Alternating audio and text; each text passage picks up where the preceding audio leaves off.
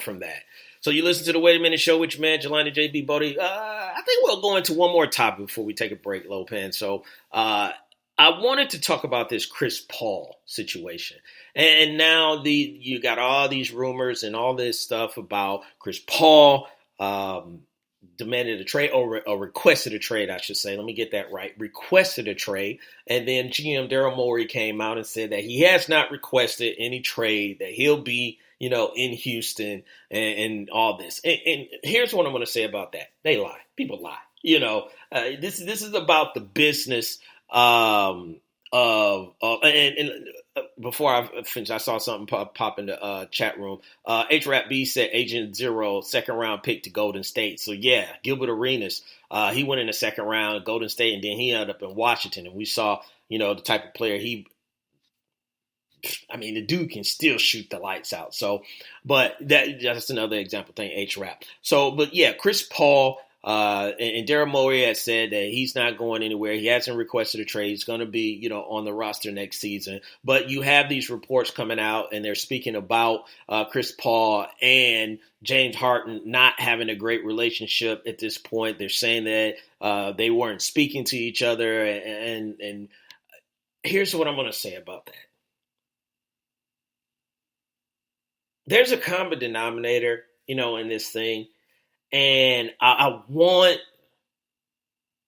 to believe different, but there's things there that's just in front of me that I have to acknowledge and I have to respect, I guess, to a certain degree, is that this seems like the same story we've heard before with Chris Paul. Now, with James Harden, we heard him and, Dwight Howard wasn't, actually getting along that great. Or they wasn't seeing eye to eye. Maybe they were banging heads, at this point. But Dwight has been other places where he's banged heads with other people. So, I guess you really don't put that necessarily on James 100% because you look at Dwight and you're like, okay, he got this history.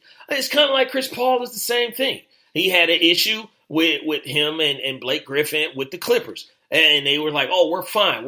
And then they leave. Oh, we're not fine. We had these issues. We had these problems. We had to do this. We had to do that. All that, all that jazzmatazz, And now he's in Houston. And it seems like it's the same story as far as like him interacting. Kenyon Martin was out there talking about how, people didn't like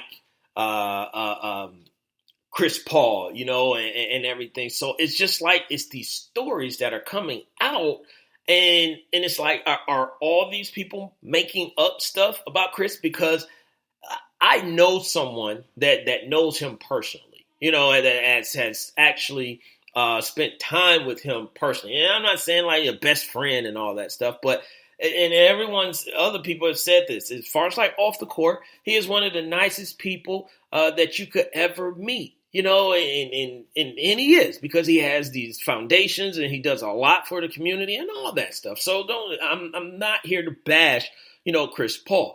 I just think, at times there are people that you're cool with. And I think everyone has this. You got friends that you love near and dear to your heart. You got family members that you love near and dear to your heart. Some of you got spouses, husband and wives that you love near and dear to your heart. But you will not at all, at any moment of your life, would work with them. And maybe that's what it is with Chris Paul. He is just someone that's hard to work with. He wants to win.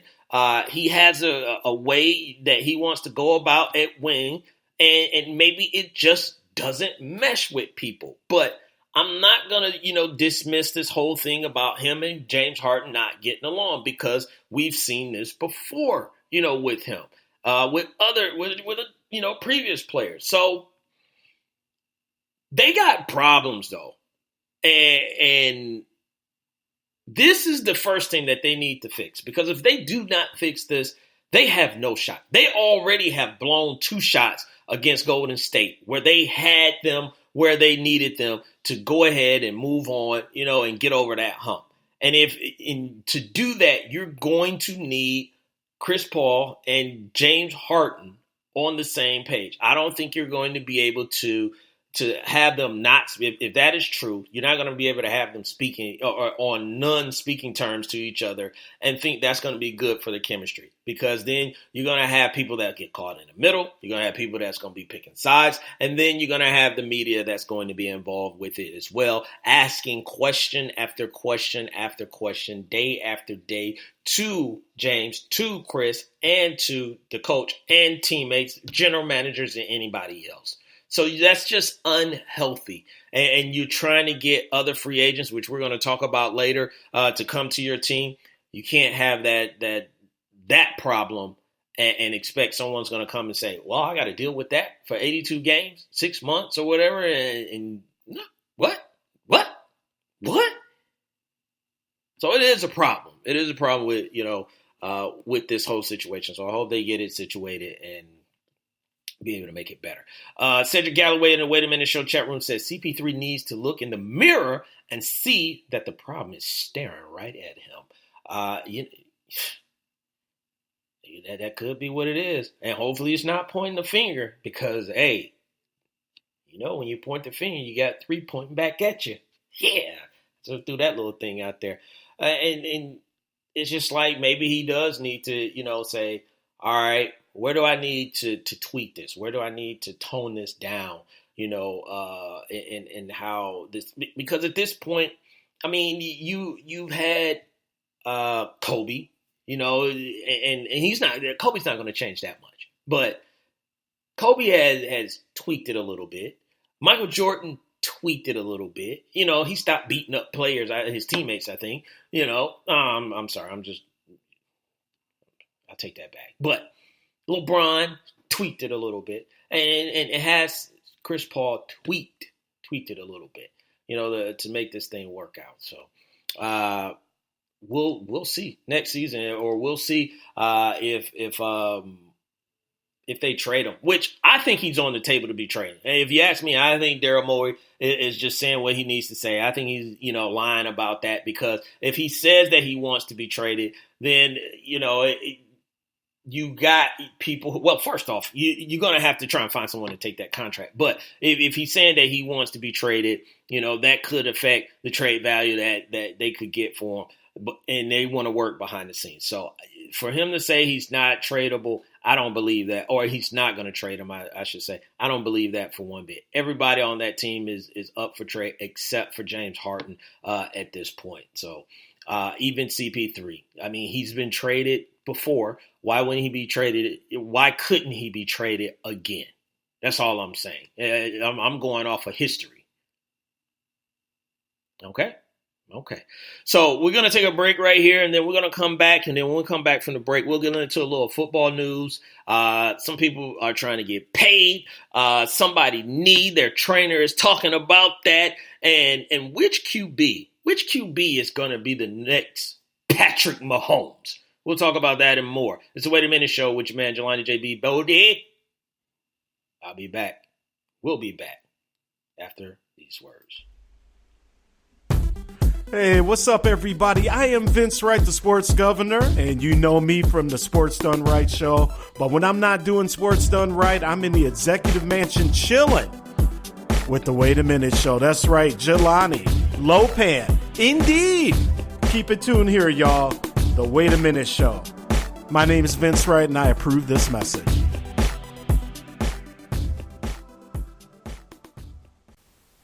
Attention, all sports fans!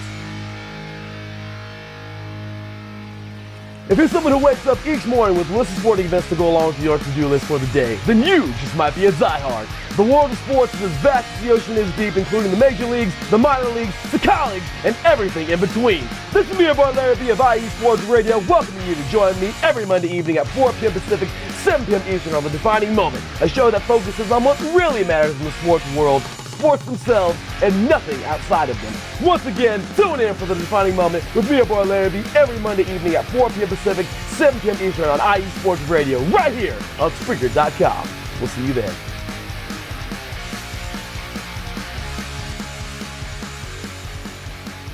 Being good at life means getting your finances together so you can focus on the moments that matter most. With over 170 years of expertise, New York Life Insurance Company provides you with benefits you can enjoy while you're, well, living. So give me, Doug Stewart, your local New York Life agent, a call. I can help you build a solid financial future to help you and your family be good at life. You can reach me at 678-770-8073 or look for me at newyorklife.com. Do you want your next Atlanta event to be memorable? If so, have Drinking Color at your next function. Drinking Color is sophisticated bartending that creates signature cocktails for your special occasion. Wow your family, friends, and business associates next time with Drinking Color. You can contact the owner, Kiki Lewis, at 678-813-7102. That's 678-813-7102. You can also email her at drinkincolor@gmail.com and follow on Instagram at drinkincolor. And tell her you were referred by the Wait a Minute Show. Drinking Color, cocktail catering. Let the cocktail sparkle at your next event.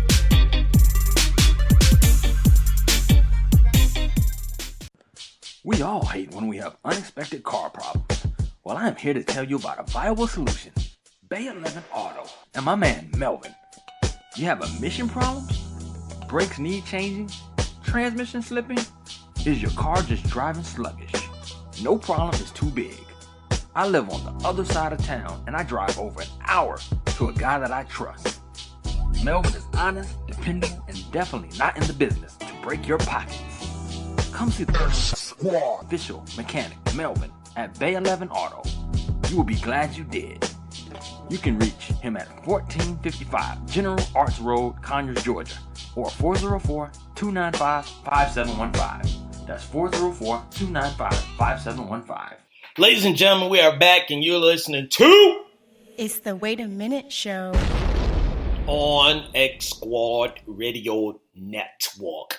I forgot to say this earlier, ladies and gentlemen, because I talk about people joining into the chat room. So, ladies and gentlemen, give it up. Let me go ahead and get the kids up, and well, not even up because it is the summer. They're out of school. But I'm going to get the kids together and say, give it up for newly chat member Bernard Duffy. Yeah, so he is new to the chat, so everybody make sure you welcome him. I think I saw Mocha Bella out there welcoming him in the chat room, and hit your boy up. He is a big Hawks and Falcons fan, so other people that are Hawks and Falcons fans in here, you might want to know that. And we appreciate you. We appreciate you for joining in. It won't be forgotten. Let's just put it that way. Right, Lil Pen? Indeed. That's right. So, and you can do just like Bernard, and you can create yourself a profile, get into the chat room so you can chat it up with him and other listeners here on the Wait a Minute Show, and also some of the other shows that are on X Squad Radio Network, like my man Mo Cheese and Fish, and The Greatest, and DJ Knox, and Tiger Park. And I mean, we got tons and tons of content. Chief Rocker Jersey Vern, DJ Knox. I mean, I might already say DJ Knox, but you can join in with all the shows that are going on X Squad Radio Network. So let's get back to some of these topics that we're talking about, and we're going to get into football right now. So up right now, New Orleans Saints wide receiver Michael Thomas is basically up for payday. And he is looking to make a bit of a grip of money. So, the question is that should Michael Thomas be the highest paid, or would people have a problem with him being the highest paid wide receiver out there in the league? Now, for those who don't know, Michael Thomas came out of Ohio State. He was a second-round pick of the New Orleans Saints. And he was paired with Brandon Cooks, who was the first round, draft pick. And New Orleans, I think surprised a lot of people. And they traded Brandon Cooks to the New England Patriots for a first round draft pick, which obviously told you that Michael Thomas is going to be the man. He's going to be their number one wide receiver. And he has not let people down at all in the city of New Orleans. I'm going to go ahead and I should have had this up earlier, but I'm going to pull up his stats because they are pretty good just coming into the league for a few years here. So 2017 he had 1,245 yards, 5 touchdowns. And last year, up that 1,405 yards,